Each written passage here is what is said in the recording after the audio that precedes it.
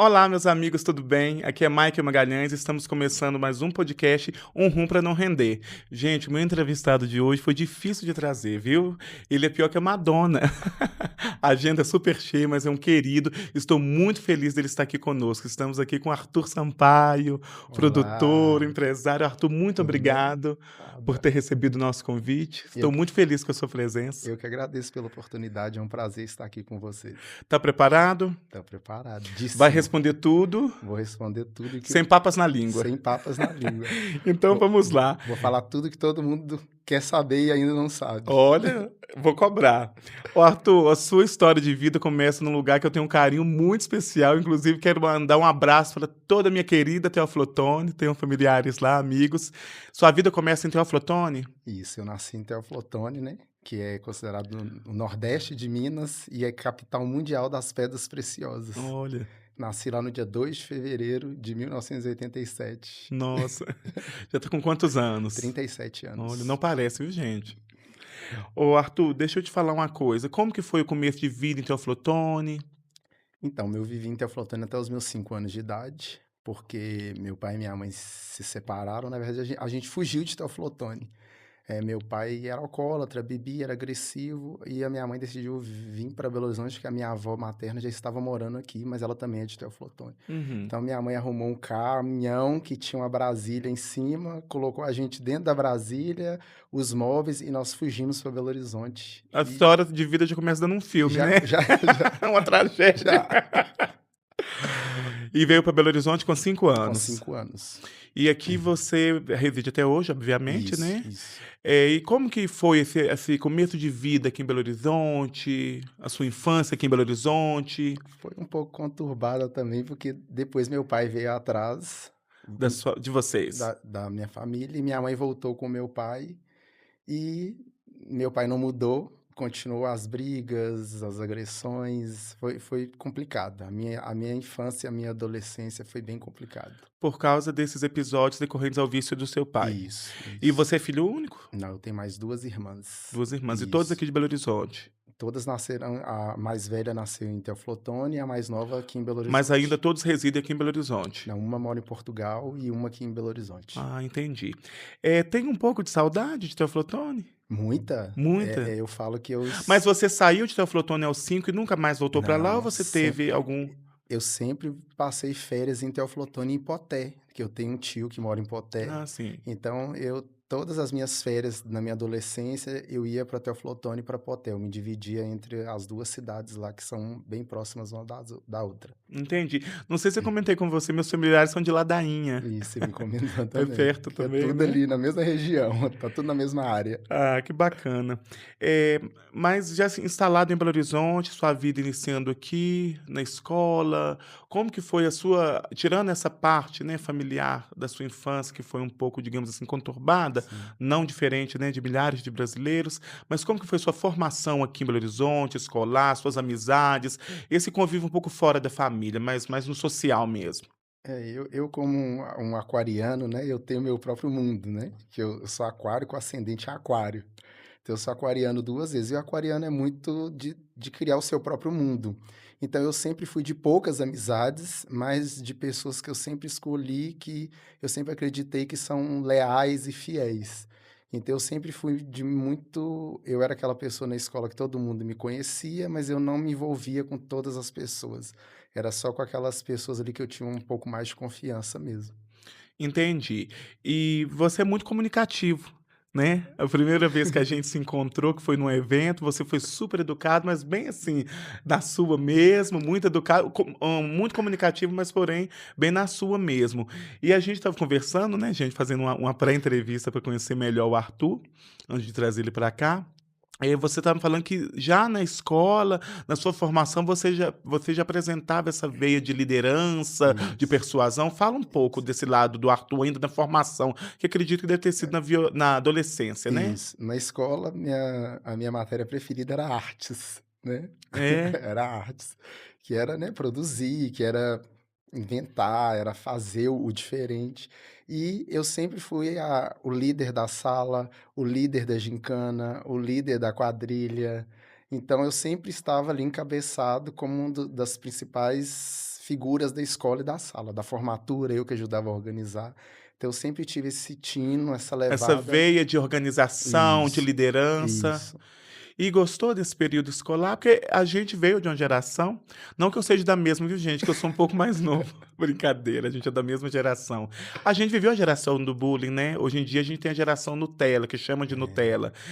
Na sua época, nesse período de escola, de sofria algum tipo de bullying? Eu sofria tipo de bullying, porque, eu sempre fui gay, né, eu nunca tive relação com mulher, e na escola, como eu era magrinho, cabelinho lisinho, eu sofria bullying, eles falavam muito da minha boca, que minha boca era muito grande, aí eles brincavam que eu era aquela gelatina Royal, a abre a boca é Royal.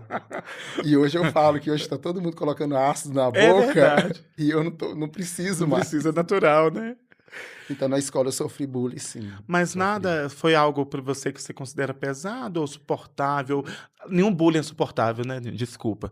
Mas eu quis dizer assim, se for comparado com casos que a gente vê hoje, Não, foi mais foi tranquilo, mais foi. Às tranquilo, né? vezes eu ficava triste, né, É claro. mas eu sempre consegui relevar. Eu sou muito da superação, porque aquilo que Uhum. não me derruba me deixa mais Se forte. te der um limão, faz uma caipirinha, né? Ou uma Várias, limonada, né? várias. Vamos aqui. Ô Arthur, me fala um pouco, você é produtor, né, empresário.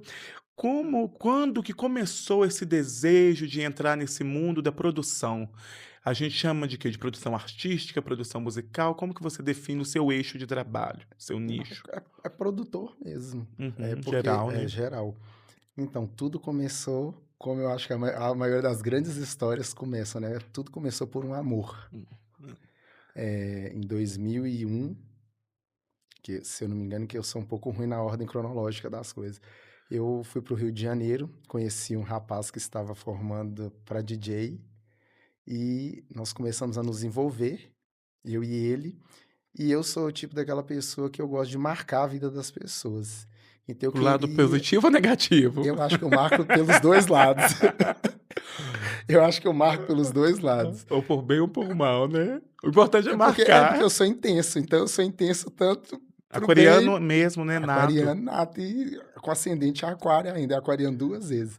E eu decidi como que eu iria marcar a vida desse rapaz e como que eu iria ajudar ele. E eu entendi, eu fui analisando, né, a cena, né, as boates, as festas aqui em Belo Horizonte, e entendi que para ajudar ele de uma forma maior, eu teria que virar um produtor. E Ele era DJ. ele é DJ até hoje. Ah, sim. Ele é carioca, né, então, eu ficava me dividindo entre Belo Horizonte e Rio de Janeiro para encontrar com ele. Então eu ia em festas no Rio, ia em festas aqui e comecei a observar, que eu sou muito de observar e analisar as pessoas, os lugares, e entendi que para ajudar ele, eu tinha que virar um produtor. E nisso eu Mas já tinha um misto daquela vontade interna ou foi somente será que foi só por causa dele? Porque se a gente olhar a sua história lá atrás, já tinha um pouco desses sinais, né? eu acho que tinha, mas era Você acha que uma foi esse grande amor ou esse amor que te deu um pontapé? ele reacendeu dentro de mim aquilo que eu fazia Um lá na desejo escola, interno. isso. Aham. E eu também tinha muito desejo de trabalhar com música, porque o meu pai é rádio técnico e técnico de som. Quando meu pai, foi Então quer dizer que você tem uma convivência com seu pai ainda? tem convivência com meu pai Total. ainda, é. O meu pai A minha mãe me teve com 16 anos e meu pai tinha 17, e meu pai já mexia com música, com Ah, som. tá. Então Então, a veia artística. isso, meu pai me ninava mexendo com os aparelhos de som, porque minha mãe tinha que descansar. Então eu sempre tive essa coisa da música no sangue, do som. E esse rapaz veio e reacendeu, e eu falei: "Eu vou ajudar ele", né, porque eu queria que ele se apaixonasse por mim, vou realizar um sonho meu nele e vou tentar a carreira de produtor. E Isso que chama de útil, útil, útil ao agradável, né? tem que ser, eu só peguei tudo, né, todos os limões, que como você diz, e fiz uma grande Não, isso foi limonada. liquidificador de limonada, não foi uma limonada, não. Não é de caipirinha. Isso. E aí começou dessa forma a vida do Sampaio produtor. Sampaio Produções. Isso. Eh, e esse relacionamento durou muito tempo? Ele durou 2 anos. 2 anos? 2 anos. Eu morei 1 ano com ele no Rio e ele morou 1 ano comigo aqui em BH. E ficou uma amizade? ficou amizade. Eu já recebi ele em minha casa algumas vezes para ele vir Em Belo trabalhar Horizonte. aqui. Ficou uma Não temos uma convivência, mas ficou uma amizade, sim. Então imagino que valeu a pena. Valeu, porque eu aprendi muito através dele, porque eu É porque, de viajava certa mu forma, foi essa atitude sua que te deu força para entrar de Isso, cabeça no mundo isso. da produção, né? Eu viajava muito com ele, né, no começo da carreira dele, e isso me ajudava, porque eu observava as festas que eu ia, os DJs, o comportamento das pessoas na festa, e tudo isso foi somando para mim começar a produzir. Então eu falo que eu até conversei com ele há uns meses aí atrás, eu agradeci ele, né, mais uma vez falando que eu aprendi muito através dele. E eu cobrava muito dele, porque eu sou muito linha casca Mão de grossa. ferro, né? E quanto mais eu cobrava dele e ele melhorava, mais eu aprendia através Ah, tá, dele. você tá falando cobrava no sentido No profissional. Ah, sentido pensei que você profissional, estava levando pro é. lado do Não, eu sou sentimento. muito perfeccionista e eu cobrava muito dele. Às vezes ele tocava, ele: "Você gostou do meu set?" Eu: "Não", Nossa, porque eu queria que no próximo ele fosse melhor, entendeu? entendi. Às vezes a crueldade é necessário, né? Vamos falar um pouco da Sampaio Produções, já que você falou. Aliás, antes da gente chegar na Sampaio Produções, então você, por causa desse amor, você entrou no ramo da produção. Isso, E eu te conheço um pouco, provavelmente quem está nos vendo também conhece. Você trabalhou em casas muito isso, notórias, né? isso. Que são tradições, foram tradições e ainda são. O que que você São. pode dizer dessas casas que a gente É, pode mencionar? O pessoal que s está vendo, né, é. poder E assimilar. só pra complementar, tipo, antes de conhecer ele, né, lá em 2006, eu era mas eu já tinha 18 anos, eu frequentava algumas casas e muitas delas tinham não era hoje o tribal, como a gente fala, que é a cena onde eu estou inserido, era drag music. Então eu A frequen gente está falando de casas do público que LGBTQIAPN+, viu, gente? Então eu ia nas boates como Eros, Titi, Soluna, Josefine, Estação 2000, e que eu aprendi Nenhuma é da minha época. e eu aprendi muito nessas casas também indo, Então né. você começou, talvez, até potencializar essa paixão pela produção como cliente nas Como casas, como cliente frequentador e através muito das drags, né. das Que drags. hoje eu acho que o cenário das drags, deu uma caída, né, Uhum. mas eu aprendi muito através das drags. Os meus melhores amigos naquela época eram drags, então eu convivia muito na casa deles, eu convivia muito nos camarins dessas boates que eu frequentava, então eu falo que tudo começou lá também, e agregou a esse DJ que eu conheci. Mas falando em casas agora que eu já trabalhei, eu não posso pular nenhuma, né, eu fiquei fixo mesmo no Giz, né. Giz Club, estamos aí até hoje, Que é né? uma boate que tem 24 anos, né, É de muita coisa. tradição, né, várias boates já abriram, fecharam e o Giz continua lá, aberto, firme e forte. Mas eu já passei no Porcão, Mira, Lavos, Rooftop Pampulha, Rancho Bill, Sauna Olimpo, Alol, na Savassi, que é Todos. antiga. Graças a Deus, aonde eu cheguei e bati na porta, Ela eles abriu. abriram para mim. Eu acho que o nome vai girando, né, que não, o rapaz trabalha bem, ele faz direitinho, então eu até então nunca tive um não de nenhuma casa não, então, E como que era o trabalho nessas casas que você desenvolvia? algumas, são parcerias, né, onde você trabalha, realmente com os funcionários da casa e outras casas eu aluguei para fazer minhas festas, né. Ah, tá. Parcerias, mas você tinha uma rotatividade nessas casas, não ficava fixo numa Isso, só não, fixo mesmo onde eu trabalhei na noite até hoje foi no Giz. muito tempo. Isso, que foi para mim um divisor de águas trabalhar no Giz, né. A casa estava com a média de público muito ruim, ficando vazias aos sábados, e eu cheguei lá, graças a Deus, com muita dedicação, muita força, eu dei Uma levantada. um up na casa. Você falou algo muito interessante, né, dessas casas, a brincadeira, é claro que, né, quem é do público conhece todas essas casas. Como que era o público? Você era parte desse público. Sim, Quando o Sampaio, quando o Arthur chegou nessas casas, como que era esse público nessa época? A gente tá falando o quê? De 15, 18 anos atrás? isso. Era um público bem diferente, porque, como eu falei, não existiam as pool parties, né, que as pool Uhum. parties é aquelas festas à beira da piscina, né.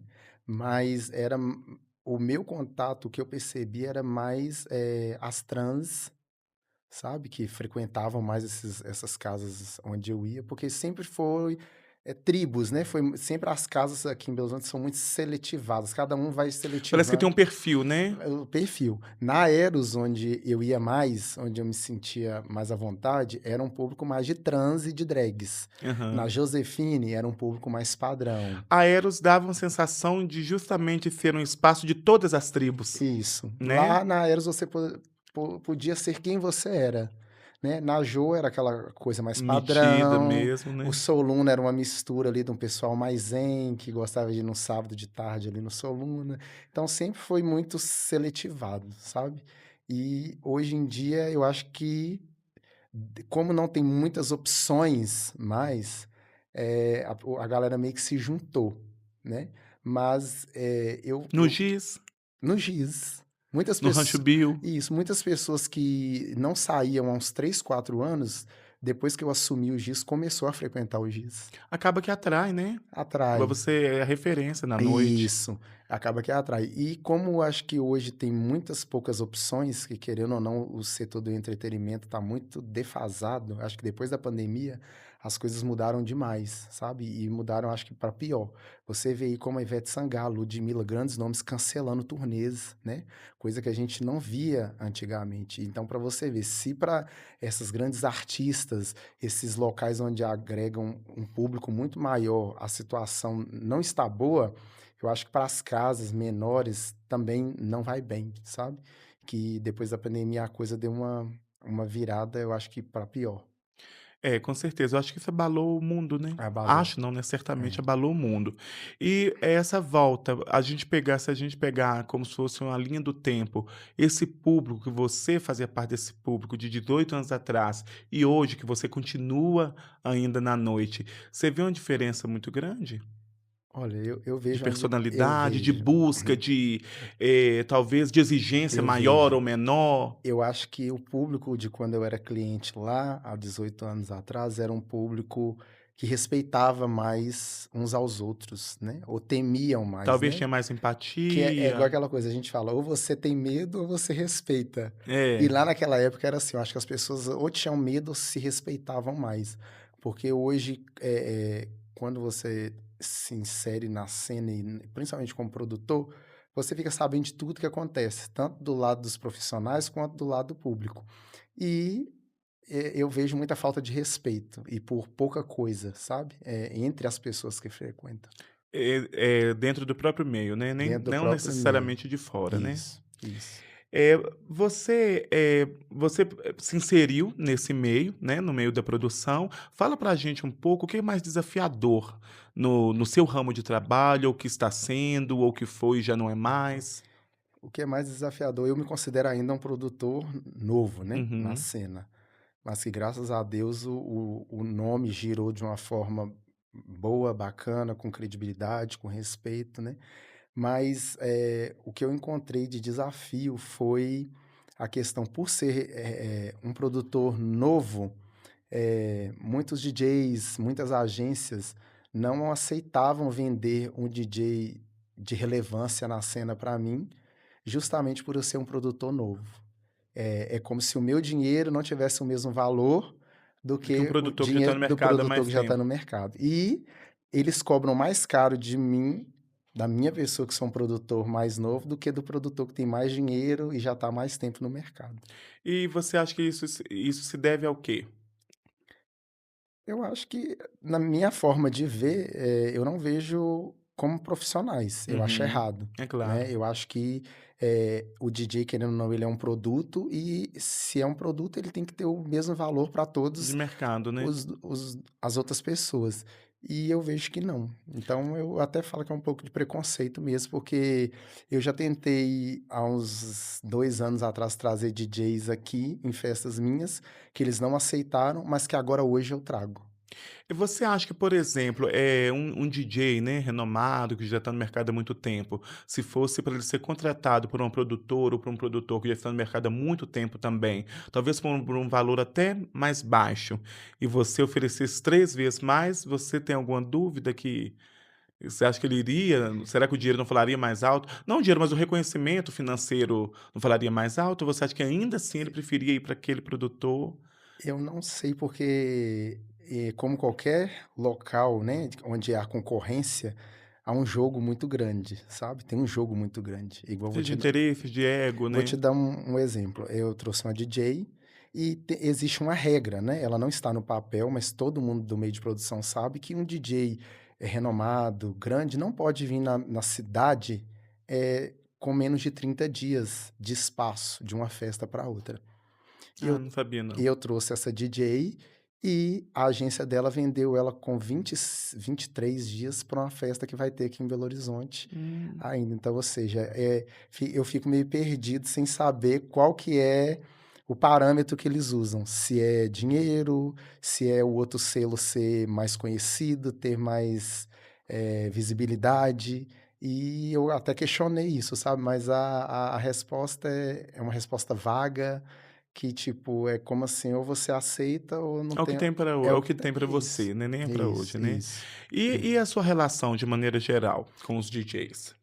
Então, a minha Porque você deve ter um relação contato mais direto com eles, né, porque quando a pessoa vai por in produzir um profissional vai produzir um evento, ele é a peça-chave de qualquer evento, mas né. por incrível que pareça, eu acho que assim, que onde entra a amizade, onde entra o tal do network, o profissionalismo sai. Uhum. Então, todo mundo que eu já contratei, eu sempre tentei ser o mais profissional possível.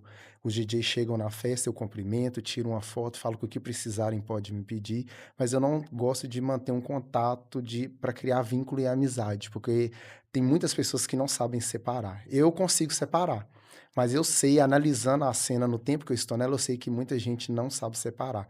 E às vezes, por muitos DJs, eu sou até mal visto, porque eu sou mais sério, eu sou dos cantos, eu não sou da bajulação e, querendo ou não, muitos gostam disso, né, mas eu não faço, porque eu vejo eles como colegas de trabalho, como É, colegas de geralmente o profissão. profissional da noite ele gosta de holofote, né. Ele Isso. gosta de tapete vermelho, Quando de eu confete. não tiro mérito de nenhum deles, do que eles conquistaram e até por isso que eu chamo, mas, quando eu estava lá embaixo, era uma pessoa, a partir do momento que eu subi para produzir, é outra pessoa e eu vejo eles como colegas de trabalho, de profissão mesmo.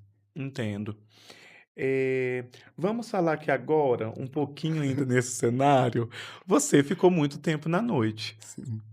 E como que você fazia eu vou falar mais no passado, para conciliar, por exemplo, a sua vida pessoal com essa vida profissional? Como ficava o coração, os relacionamentos? Então, eu sou aquele tipo de pessoa que eu não sei fazer nada para os outros como se não fosse para mim. E Uhum. isso me prejudica, né, porque eu acho que tudo na vida tem que ser equilibrado. Eu nesse tempo que eu estou na produção, eu não consegui separar a minha vida pessoal da profissional. Primeiro porque eu me cobro muito. E a festa não é só você ir lá no sábado e fazer a festa. A festa ela tem todo um processo. E muitas vezes esse processo é dentro da sua casa, é com você mesmo, é na divulgação. E eu sou aquele produtor que eu cuido de tudo.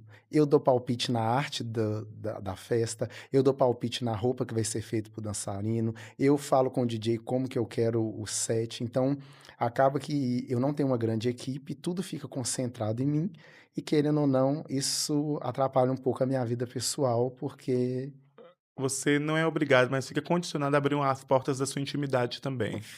porque o que acontece? Eu penso assim, a maioria das pessoas que trabalham para mim, eh, eu sou aquele tipo de pessoa que eu consigo muita lealdade de quem trabalha para mim, porque eles sentem muita verdade. Mas eu sei que por mais que eles estejam ali fazendo para me ajudar, eles estão fazendo pelo lado financeiro. E eu tô ali fazendo muito mais pelo amor do que pelo lado financeiro. Então, eu quero estar ali presente em tudo que está acontecendo, porque eu sei que vai ter o meu toque e o meu amor e a minha dedicação. E às vezes isso me sobrecarrega demais. É, imagino que sim. Mas falando da noite ainda, e Sim, falando o que eu quero saber é a sua sim, relação com os DJs e até com com os os DJs. profissionais, os amores. Será que pode falar de amores ou amor? Porque eu imagino depois desse relacionamento que você mencionou, que te potencializou, você não ficou parado esse tempo, você não fez celibato. Então você teve uma vida sentimental após isso. Como que foi essas relações? Como Então que era é difícil conciliar isso? então, antes de separar desse DJ que eu ajudei, né, que inclusive eu posso até falar que eu até brinco que o DJ Match, independente que nós não estamos mais juntos, ele é um produto do Sampaio, sabe. Eu tentei trazer um outro DJ para a Esse relação. sobrenome ficou muito sugestivo. Isso, ele chama de DJ Net. O nome dele é É o DJ, Matheus, gente. mas é Net o nome dele.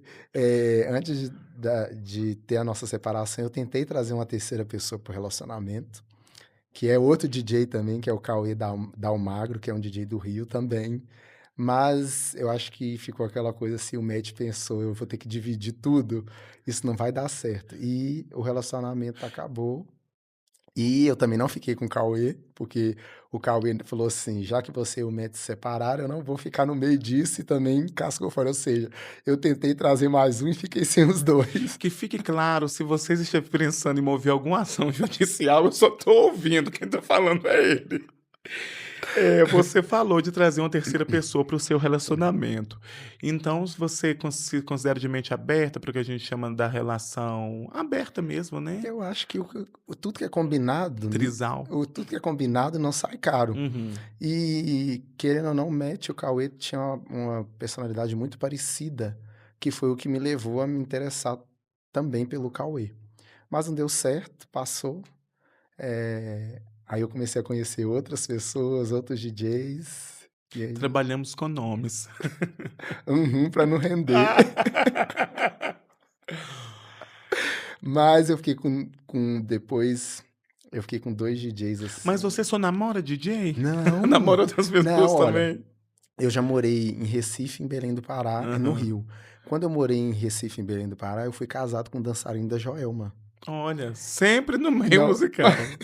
Eu acho que o que você mais ama é a sua profissão. Aí, como a pessoa já está inserida lá, você apenas aproveita e fala, você já está aqui mesmo, eu morei em vamos. Belém do Pará com um dançarino da Joelma em 2012 e depois dele eu namorei com outros 2 dançarinos da Aí, tô Joelma. falando.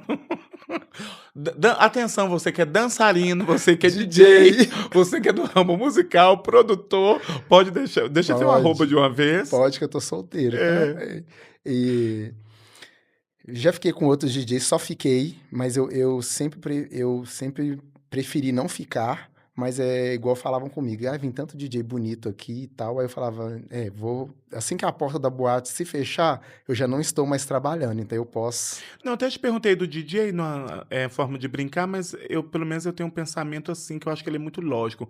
Médico trabalha, médico geralmente namora com médico. É, Porque a pessoa tá ali tantas horas ali dentro, que às vezes é difícil ela ter uma vida vo- social fora daquilo ali. você começa a Né? Você tá conviver. só ali dentro, e às vezes até os eventos sociais tá muito ligado hoje à vida empresarial, tá ligado ali, então você acaba se vendo em situações que você sabe as pessoas daquele âmbito que Você você começa a trabalha. conviver demais, começa a ver. A maioria dos DJs homens são padrões bonitos, corpos bonitos e tal.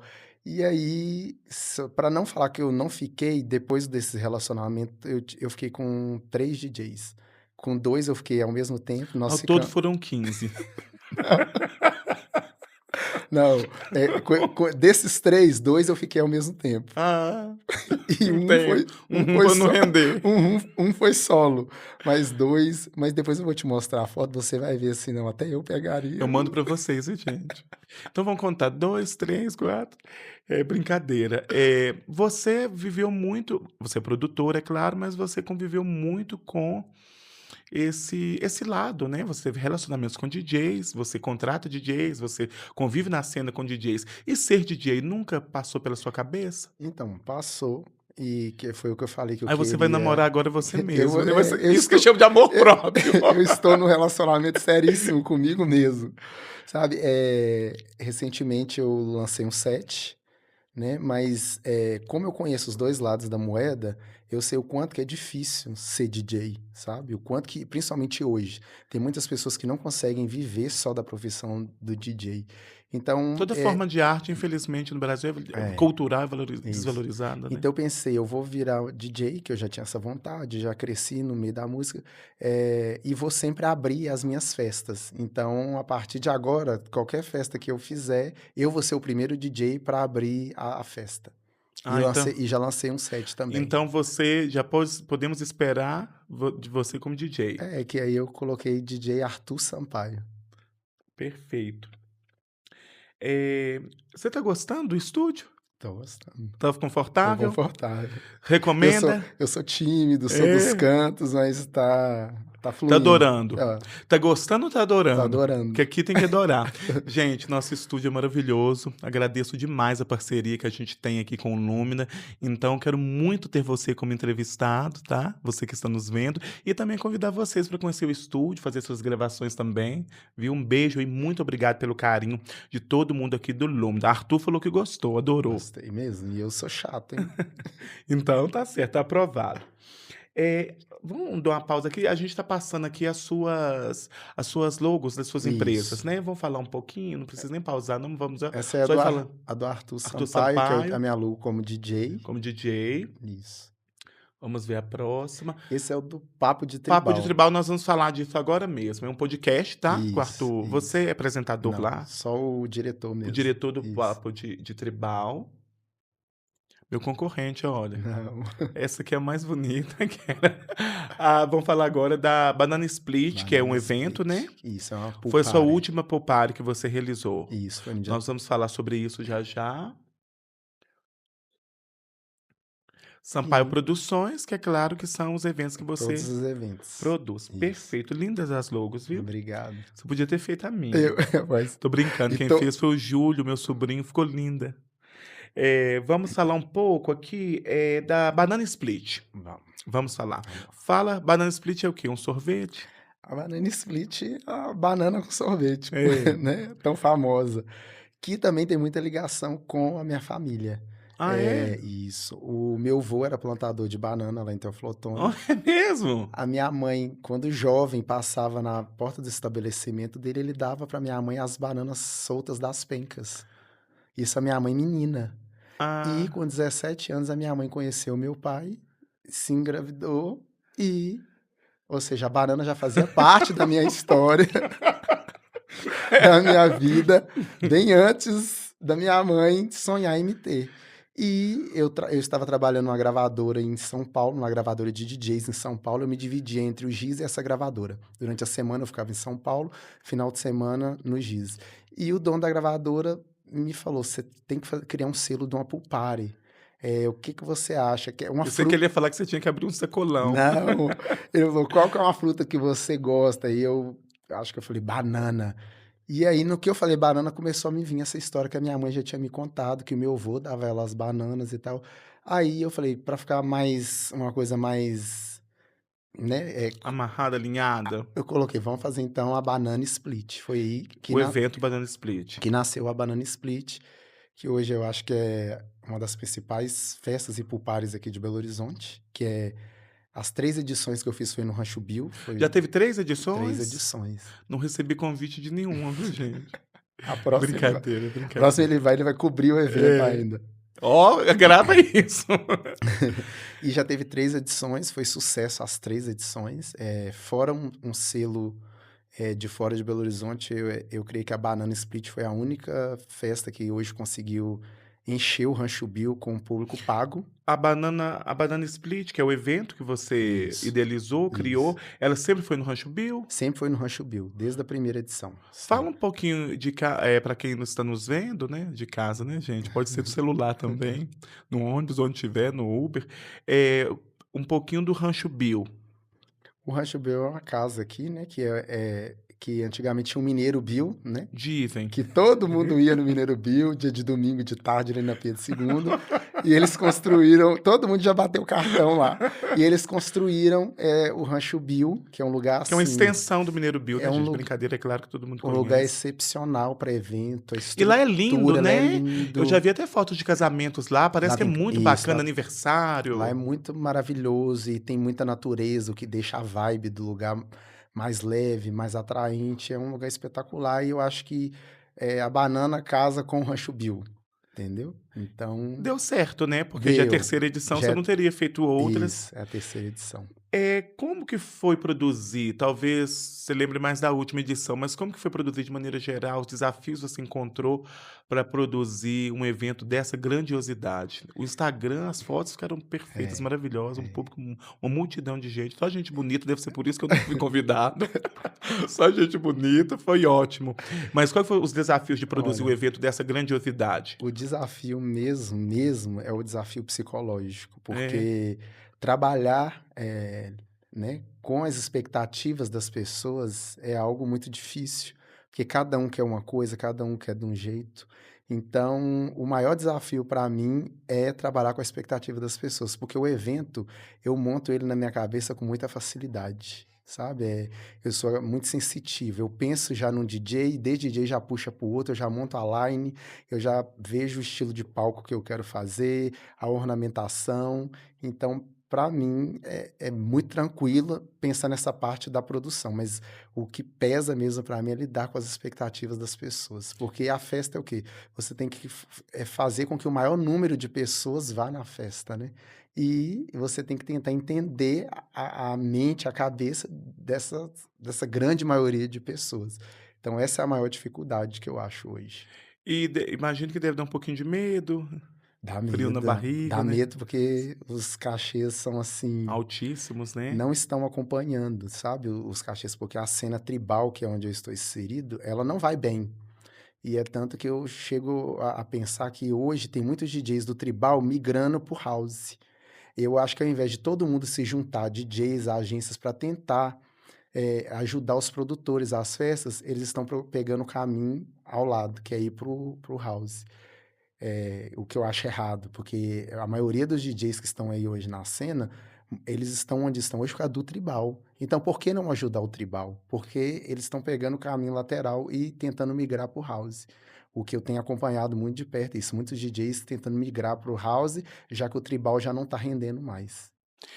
Para quem não faz a menor ideia do que a gente está falando, o que que seria a cena tribal? A cena tribal é o house mais acelerado e com elementos africanos e É o ritmo musical. Isso, e vocais, tem muito vocais de divas, Beyoncé, Lady Gaga, Britney Spears, hoje tem Ivete, Joelma, tem de tudo no tribal. Ah, é? Isso. Então você acha que é por isso que, seria um ritmo dentro da cena, seria um ritmo mais popular? Por ter essa mistura de tanta coisa Não, por envolvida que incrível que pareça, não é tão popular, não. não. E vem diminuindo a cada vez mais o público, sabe? Por diversas questões, até mesmo questão de droga, que isso tem atrapalhado bastante a cena, sabe? A droga, parece que ela está presente, muito no nosso na nossa comunidade, no público, sempre esteve, né. E eu acho que depois da pandemia piorou ainda mais. Porque eu acho que quem já usava começou a usar mais e quem não usava começou a usar. Depois da pandemia eu pude Tipo assim: "Ah, eu observar quase morri isso. mesmo, então agora Eu acho vamos que ver o foi que que isso. dá".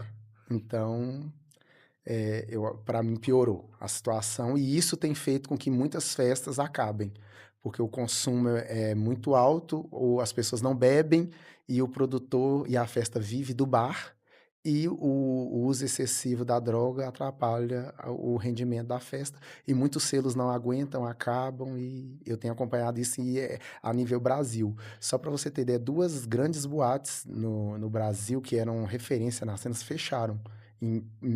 Deve ter uns 6 meses, que é a principal de Brasília, que é a Vitória House, e a principal de Goiânia, que é a Avalon. Fora Ente uma do interior de São Paulo também que fechou, que eu não me recordo aqui mais não, mas está havendo uma queda muito grande na cena, de casas fechando, de festas. Anteriormente aqui em Belo Horizonte tinha festa todo final de semana, hoje em dia não tem mais, entendeu?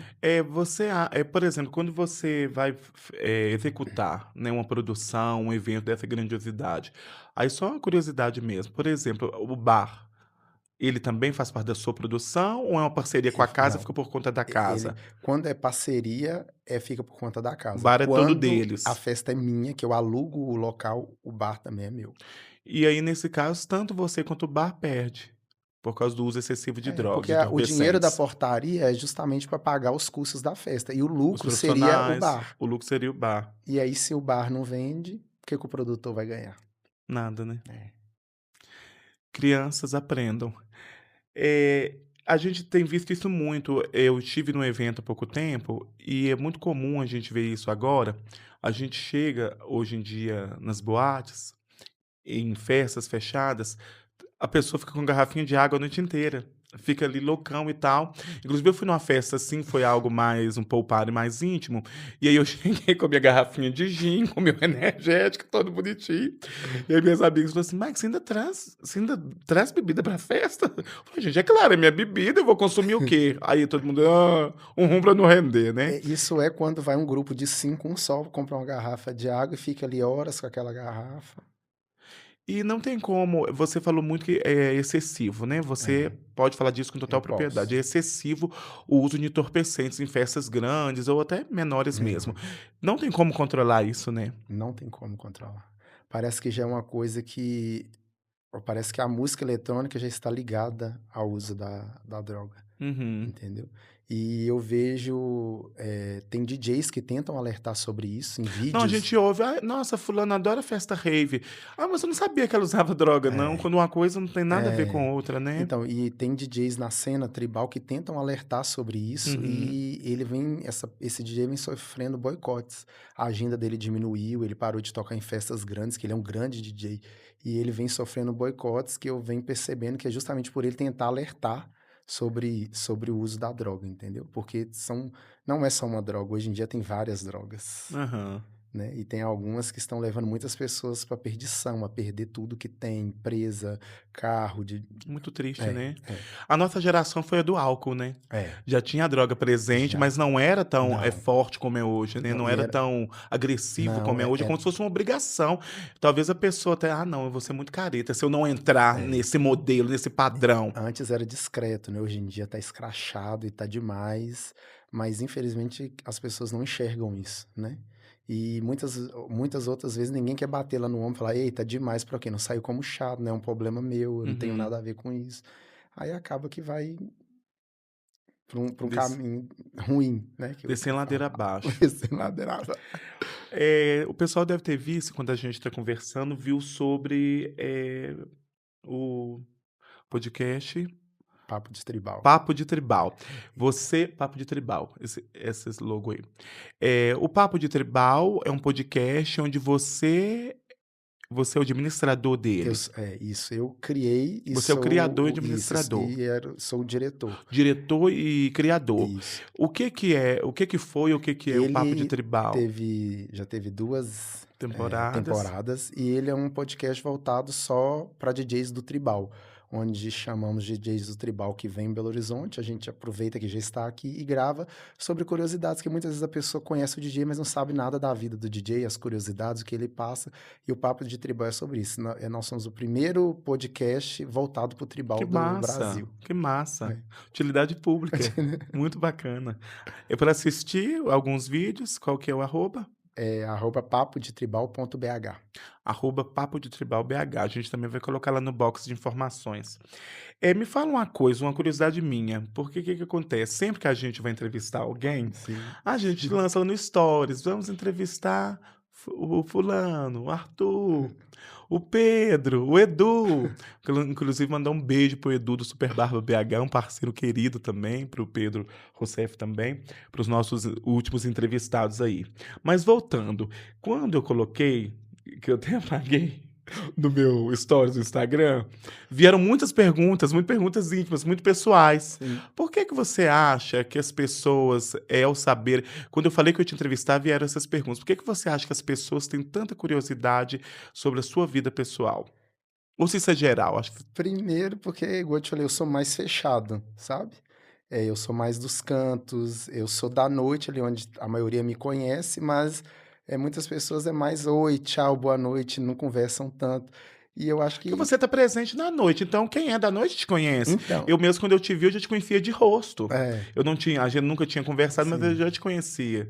Figurinha Eu acho carimbada que da que noite. fica assim, porque que acontece, eu sou meio que uma incógnita na cabeça das pessoas, porque no meu Instagram pessoal, eu passo muita sensualidade e sexualidade, eu sou aquele famoso biscoiteiro, né. O meu lado fechado é o do meu pai. Tá no X, viu, gente? O meu lado fechado é o do meu pai, o meu lado mais biscoiteiro é o da minha mãe.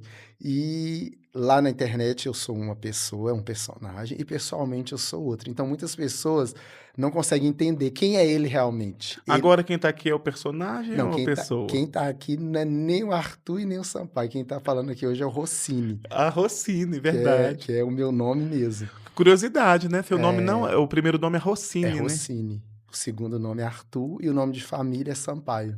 E o Rossini é pra poucos. Rossini é para Que honra, né, poucos. gente? Rossini é para quem me conhece lá da adolescência, quando eu era o Abra-Boca Royal, É. é esse aí. Mas e eu acho que fica essa incógnita na cabeça das pessoas, afinal, ele é quem? Ele é aquele cara sensual lá do Instagram, Instagram, ou ele é aquele cara sério das festas? Mas eu digo que eu posso ser todos, né? Eu posso ser o pode cara ser quem sério, você eu quiser. posso ser. Então, eu acho que na hora que eu tô trabalhando, eu tenho Errado é que quem te apoia.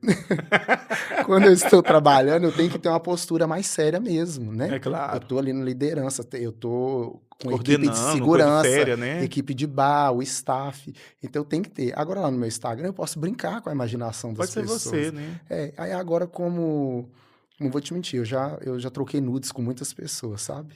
Só que eu Um pra não render. só que eu já cheguei na idade que eu falei assim: "Quem já tinha de ver de graça já viu, agora quem Agora tem quiser que ver vai ter que pagar. pagar".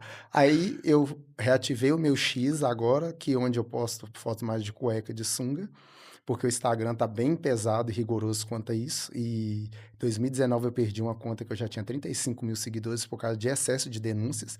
Aí eu falei: "Eu vou postar foto de biscoito no X, e para quem quiser me ver nu, eu criei o meu Privacy agora, que aí vai pagar só R$ 70. Olha, gente, ele fazendo a publicidade.